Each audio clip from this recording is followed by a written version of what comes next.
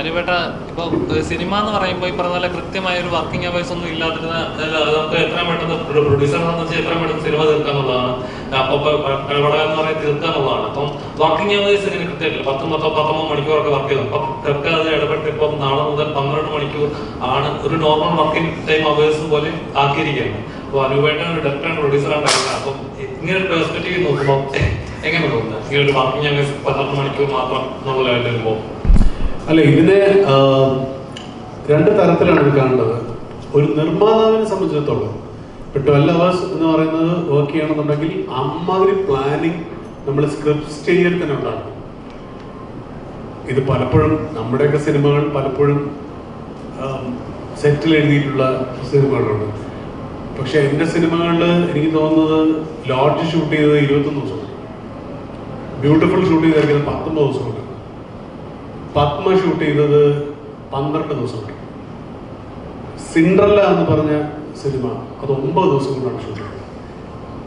അപ്പൊ എന്നെ സംബന്ധിച്ചിടത്തോളം ഇത്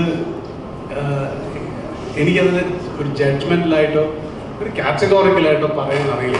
കാരണം അങ്ങനെ എൻ്റെ സിനിമകളൊന്നും 24 മണിക്കൂർ ഷൂട്ട് ചെയ്യുക അങ്ങനെയൊന്നുമില്ല. നമുക്ക് എപ്പോൾ ഇവരൊക്കെ അറിയാം, എപ്പോൾ എല്ലാവരും അനുപേട്ട എന്തിനു വേണം എന്ന് പറയുന്ന ഒരു, പക്ഷെ നമ്മുടെ സിനിമകളൊക്കെ 10 ദിവസം 15 ദിവസമൊക്കെ ഷൂട്ട് ചെയ്തിട്ടുണ്ട്. അപ്പം ഇതൊന്നും തന്നെ ഒരു വലിയ മെയിനായിട്ട് പറയുന്നതല്ല. നമുക്ക് അത്ര ഇപ്പം പത്മ എന്ന് പറഞ്ഞ പടത്തിൽ എനിക്ക് തോന്നുന്നു 40 സീനാണ് മൊത്തം, 2 മണിക്കൂറാണ്, 8 പാട്ടുണ്ട് ആ സിനിമയിൽ അല്ലേ, 7 songs, 7 പാട്ട്. പക്ഷെ 12 ദിവസം നമ്മൾ ഷൂട്ട് ചെയ്തു. പത്മ അപ്പം അത് മതിയോ എന്ന് ചോദിച്ചാൽ കുറച്ചുകൂടെ നന്നായിട്ട് എടുക്കാം. പക്ഷെ നമ്മുടെ സാമ്പത്തിക ഭദ്രത അത്രയുള്ളൂ. അപ്പം ഇതെല്ലാം സാമ്പത്തിക ഭദ്രത അനുസരിച്ചിരിക്കും.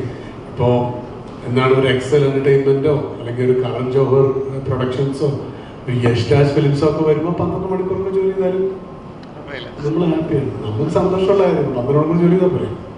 അല്ല, ഇപ്പൊ ആ ടൈമിങ്ങിൽ പറഞ്ഞപ്പോ തന്നെ ഇപ്പൊ 16 hours ആദ്യത്തെ 4 മണിക്കൂർ വെയിറ്റ് ചെയ്ത് നിൽക്കുന്ന പ്രമുഖ നടന്മാരെയാണെന്ന് അതിനകത്ത് പ്രത്യേക കോട്ട് പറഞ്ഞിട്ടുണ്ട്.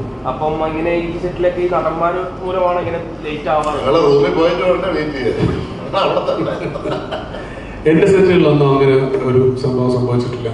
നടന്മാര് വരാതെ വെയിറ്റ് ചെയ്ത കഥകൾ ഒരുപാട് കേട്ടിട്ടുണ്ട് അതൊക്കെ. പക്ഷെ എൻ്റെ സിനിമകളിലൊന്നും തന്നെ അത് വലിയ ആക്ടേഴ്സിൻ്റെ, ഇപ്പം ഞാൻ മോഹൻലാലിനോടും ഡയറക്ടറോടും സുരേഷേട്ടനോടും ഒക്കെ വർക്ക് ചെയ്തിട്ടുണ്ട്. അവരൊന്നും നമ്മൾ വരുന്നതിനേക്കാളും മുന്നേ വന്നിട്ടാണ് നമ്മൾ കണ്ടിട്ടുള്ളത്. ലേറ്റായി വരുന്നവരുണ്ടോ എന്ന് ചോദിച്ചാൽ എൻ്റെ ഓർമ്മയിലില്ല. എൻ്റെ സിനിമകളിൽ ഉണ്ടായിരുന്നില്ല. ഉണ്ടാവാം.